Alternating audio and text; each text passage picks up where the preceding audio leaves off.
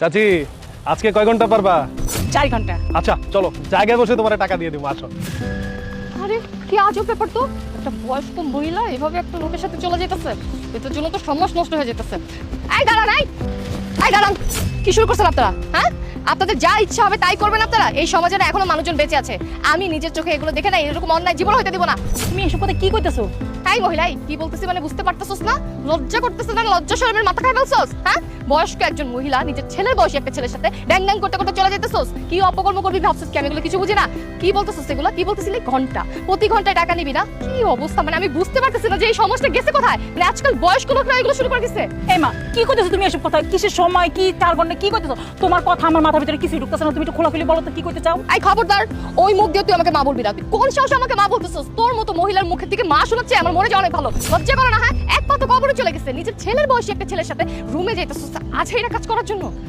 মা দেখো, তোমার কোথাও শোনার ভুল হয়েছে। তুমি আগে আমার কথাটা শোনো। ওরে বাবা রে বাবা, এমন ভাবে বলতেছে যে সে কিছু বুঝেই না, সে অনেক ভালো, মানে দুধে দেওয়া তুলসী পাতা। এই তোদের মতো মহিলাদের না আমার খুব ভালো করে চেনা আছে। এই যে আপনি কি উল্টাপাল্টা কথা বলতেছেন? আমরা মাথা ঠিক আছে, আপনি কি বলছেন আপনি বুঝতে পারছেন?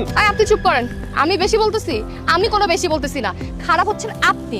আপনার মতো লোকেদের জন্য না আজকে সমাজটা রসা চলে যাচ্ছে। এই যে আপনি মায়ের বয়সী একটা মহিলাকে নিয়ে যেগুলো করতে যাচ্ছেন, আপনার লজ্জা করতেছে না? বিবেকে বিন্দু পরিমাণ বাধা দিচ্ছে না? বাড়িতে কি বউ নাই, মা নাই, বোন নাই? হ্যাঁ, আপনাদের মতো লোকেদের জন্য আজকে আমাদের সমাজের এই অবস্থা। মা আপনি একটু আমার কথাটা শোনেন। আমি কি কাজ করে খাই সেটা তো আপনি নিজে চোখেই দেখলেন। আমি রাস্তায় ফুটপাতে আমরা পেয়ারা বিক্রি করি। আমার একটা বড় ছেলে আছে, ও খুব পড়াশোনার পাগল, পড়াশোনা ছাড়া কিচ্ছু বোঝে না মা। তাই ও যেন পড়াশোনা না করে, এর লেগে ওর বই টই সব কিছু আমি নিয়ে আসি। আর না আমরা বিক্রি করি ওগুলিতে। পরে যে স্যার কি কইলি তুই পারবি না? এই তোর মতো এরকম দামড়া একটা পোলা, তুই তো আমরা পেয়ারা বেচতে পারস না? যদি না পারস তাহলে তার রিক্সা চালা যা। মা আমি আর এই আম শসা এগুলো বিক্রি করতে পারবো না মা। আমি ইউনিভার্সিটিতে পড়ি মা, আমার সম্মান আছে মা।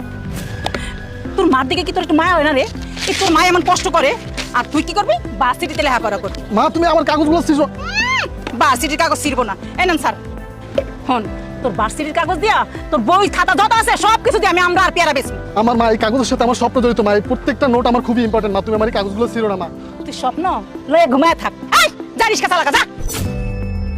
আচ্ছা চাচি আমাকে একটু বলেন তো, আপনার কি এমন সমস্যা যে ছেলে পড়াশোনা করতে চায় আপনি পড়াশোনা করতে দিতে চান না? স্যার কি কম আপনার এখন এত বড় একটা পোলা আমার লগে তো একটু সহযোগিতা করেই না। আর কি কয় জানেন? আমার এগুলি বেচলে পরে তার মান সম্মান যাইব গা। ওর বাপ নাই স্যার, ওর বাপ রোড অ্যাক্সিডেন্টে মারা গেছে। আমি কত কষ্ট করে আমরা পেয়ারা বিক্রি করে আমি সংসারটা চালাই। ওরা যদি কই যে বাবা একটু সহযোগিতা কর না আমারে, ও তা পারবো না। আমি কেমনে কোন আমি ওর বাসিটিতে পড়ালেখা করামু স্যার? হের লিগে আমি ওর বই খাতা দিয়াই